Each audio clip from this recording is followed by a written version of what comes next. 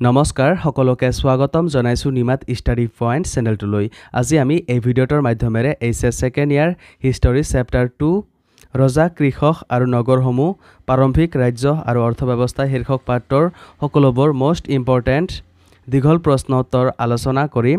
আজিৰ এই ভিডিঅ'টোত আমি যিবোৰ প্ৰশ্ন উত্তৰ আলোচনা কৰিম এইবোৰ প্ৰশ্ন উত্তৰ তোমালোকৰ এক্সামত প্ৰায়ে আহি থাকে, সো ভিডিঅ'টো প্লিজ শেষলৈকে চাবা। যদি তুমি এতিয়ালৈকে এই চেনেলটো সাবস্ক্ৰাইব কৰা নাই তেন্তে প্লিজ চেনেলটো সাবস্ক্ৰাইব কৰি দিবা আৰু এইটো ভিডিঅ' তোমালোকৰ বন্ধু বান্ধৱী অথবা হিষ্টৰীৰ হোৱাটছআপ গ্ৰুপত শ্বেয়াৰ কৰি দিবা।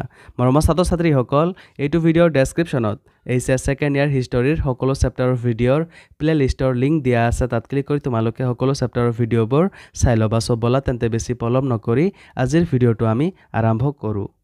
দীঘল প্ৰশ্ন উত্তৰ মূল্যাংক 5 অথবা 6। 1 নম্বৰ প্ৰশ্ন, মগধ ৰাজ্যৰ উত্থানৰ কাৰণবোৰ আলোচনা কৰা। উত্তৰ, খ্ৰীষ্টপূৰ্ব 6ষ্ঠ শতিকাৰ পৰা ভাৰতবৰ্ষত ৰাজ্যিক সংগঠনৰ সূচনা হৈছিল। সেই সময়ত মুঠতে 16টা মহাজনপদৰ ভিতৰত মগধেই শক্তিশালী ৰাজ্যৰ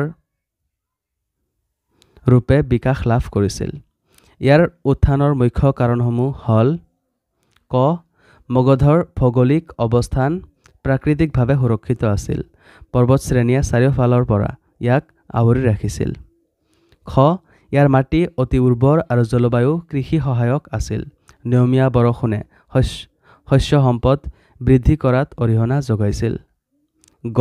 ৰাজ্যখনৰ জনসাধাৰণে কৃষি কৰ্মত বিশেষ গুৰুত্ব দি অৰ্থনৈতিক ভেটি মজবুত কৰিছিল। ঘ. খনিৰ সম্পদৰ ফালৰ পৰা মগধ বিশেষভাৱে সমৃদ্ধ আছিল। লোৰ সঞ্চয় ইয়াৰ সৈন্যবল শক্তিশালী কৰিছিল। ঙ. অৰণ্যবোৰত প্ৰচুৰ হাতী পোৱা গৈছিল বাবে শক্তিশালী হস্তী বাহিনী গঠন কৰাৰ সম্ভৱ হৈছিল। এই বাহিনীয়ে বৈদেশিক আক্ৰমণৰ পৰা ৰাজ্যক ৰক্ষা কৰিছিল। প্ৰথম ছ. গংগা আৰু ইয়াৰ উপনদীসমূহে যাতায়াত বাণিজ্যৰ সুবিধা কৰি দিছিল।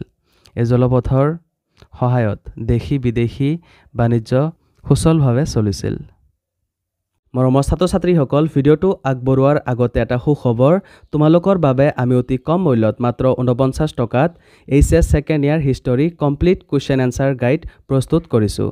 যোৱা বছৰ যিসকল ছাত্ৰ ছাত্ৰীয়ে এই হিষ্টৰীৰ ই বুকটো পাৰচেছ কৰিছিল তেওঁলোকে ফাইনেল এক্সামত লেটাৰ মাৰ্ক সহ ভাল ফলাফল দেখুৱাই মা দেউতাৰ লগতে নিজৰ নাম উজ্জ্বল কৰিছিল। তোমালোকেও যদি মাত্ৰ 49 টকাত এই ই বুকটো পাৰচেছ কৰি পৰীক্ষাত লেটাৰ মাৰ্ক সহ ভাল ফলাফল দেখুৱাই মা দেউতাৰ লগতে নিজৰ নাম উজ্জ্বল কৰিব বিচৰা তেন্তে স্ক্ৰীণত দিয়া হোৱাটছআপ নাম্বাৰ অথবা ডেছক্ৰিপশ্যনত দিয়া লিংকত ক্লিক কৰি অতি সোনকালে আমাৰ টীমৰ লগত কণ্টেক্ট কৰা। ধন্যবাদ। 2 নম্বৰ প্ৰশ্ন, মৌৰ্য শাসন ব্যৱস্থাৰ প্ৰধান বৈশিষ্ট্যসমূহ আলোচনা কৰা। ইয়াৰ কোনবোৰ বিষয় অশোকৰ শিলালিপিৰ পৰা পোৱা গৈছে? উত্তৰ, মৌৰ্য শাসন ব্যৱস্থাৰ মূল বৈশিষ্ট্যসমূহৰ বাবে গ্ৰীক পৰিব্ৰাজক মেগাস্থেনিছৰ বিৱৰণ আৰু কৌটিল্যৰ অৰ্থশাস্ত্ৰ গ্ৰন্থ প্ৰধান উৎস। এই সূত্ৰৰ জৰিয়তে মৌৰ্য সাম্ৰাজ্যৰ প্ৰশাসনিক ৰূপৰেখা স্পষ্ট হৈ উঠে। ক. কেন্দ্ৰীয় শাসন ব্যৱস্থা। মৌৰ্য শাসনত ৰজাই আছিল কেন্দ্ৰীয় ক্ষমতাৰ মুখ্য অধিকাৰী। তেওঁৰ ক্ষমতা প্ৰায় অপ্ৰতিহত আছিল। অন্যৰ দিহা পৰামৰ্শ অগত্যা মানি চলিবলগীয়া নাছিল। খ. প্ৰাদেশিক শাসন ব্যৱস্থা।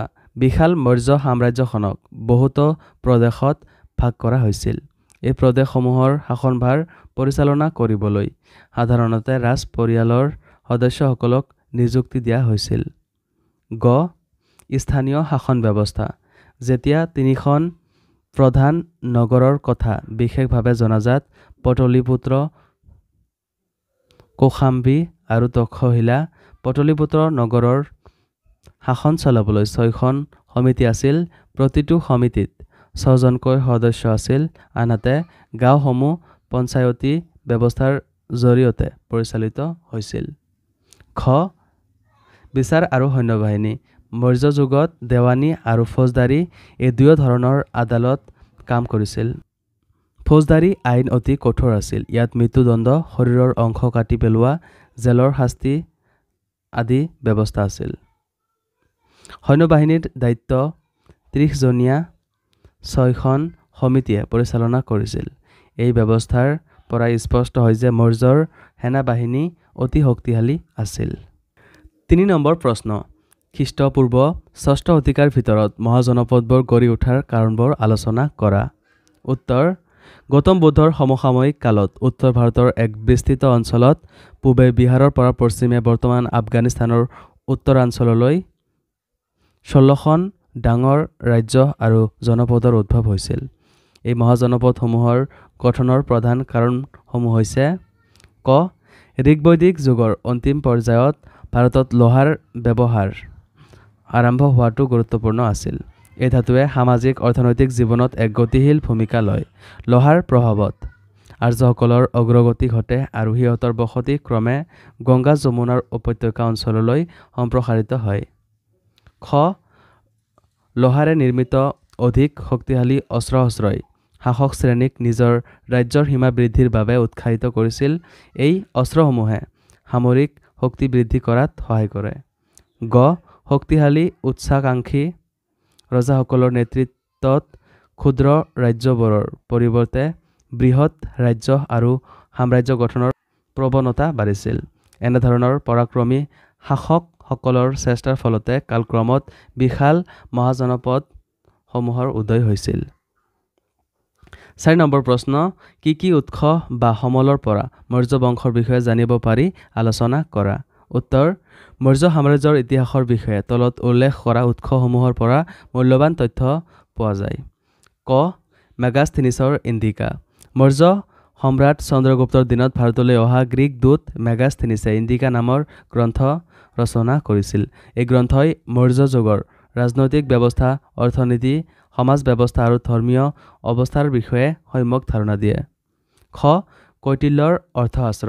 সম্ৰাট চন্দ্ৰগুপ্তৰ মন্ত্ৰী আৰু পৰামৰ্শদাতা কৌটিল্য ৰচিত অৰ্থশাস্ত্ৰয়ে সেই সময়ৰ শাসন ব্যৱস্থা, ৰাজনীতি, অৰ্থনীতি আদিৰ ওপৰত গুৰুত্বপূৰ্ণ তথ্য সন্নিৱিষ্ট কৰে।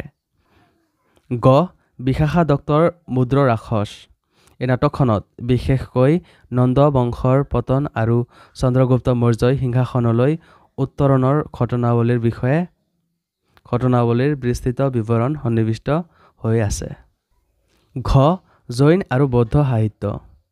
হেমচন্দ্ৰ আদি জৈন পণ্ডিত আৰু বৌদ্ধ গ্ৰন্থসমূহে মৌৰ্য শাসন কালৰ সামাজিক ৰাজনৈতিক পৰিস্থিতিৰ ওপৰত উজ্জ্বল পোহৰ পেলায়। ঙ, অশোকৰ শিলালিপি। সম্ৰাট অশোকে